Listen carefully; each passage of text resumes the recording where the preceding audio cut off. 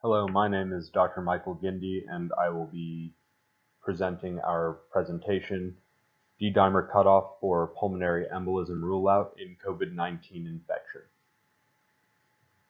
Pulmonary embolism, or PE, has been shown to be a significant source of morbidity and mortality in the United States.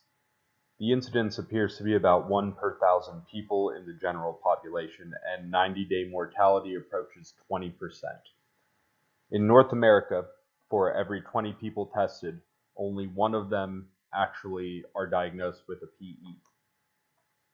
We use multiple resources to risk stratify and determine if people should be tested for PE. We use the PERC rule, as well as the Wells score and the Geneva and revised Geneva scores. These, in addition to D-dimer assay, have been found to be 98 to 99% sensitive in ruling out pulmonary embolism. The accepted value for D-dimer is 500 nanograms per milliliter, and there is the age-adjusted D-dimer based on the year study, which is 10 nanogram per milliliter times your age if you are over the age of 50.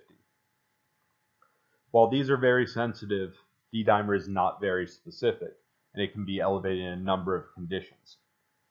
COVID-19 specifically has been found to increase your D-dimer level, and D-dimer has been used as a laboratory test for risk stratification and deciding on the disease severity in multiple patients. In addition to the well-known effects that COVID-19 has on your lungs, it has also been shown to directly affect your kidney. With the combination of elevated D-dimer, which likely leads to increased CTA imaging, which requires IV contrast, in addition to a virus that directly affects your kidneys, we get this terrible situation that can cause renal failure, acute kidney injury, that we would like to avoid. So our objective is to determine if a higher D-dimer level may be appropriate in ruling out PE in patients with COVID-19 in an effort to reduce IV contrast administration. So to do this, we did a retrospective study among all HCA facilities within the country between the period of January 1st, 2020 to January 1st, 2021.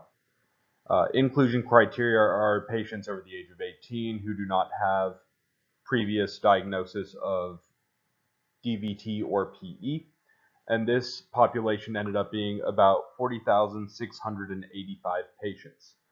D-dimer levels were extracted and a ROC curve was created, and we used the Uden index to find the optimal cut point based on our results. In our population, we had about 143 diagnosed pulmonary embolism. This is about 3.5 times the rate in the general population.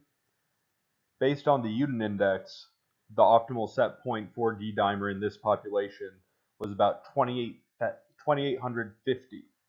This yields a sensitivity of 89.58 and a specificity of 71.4.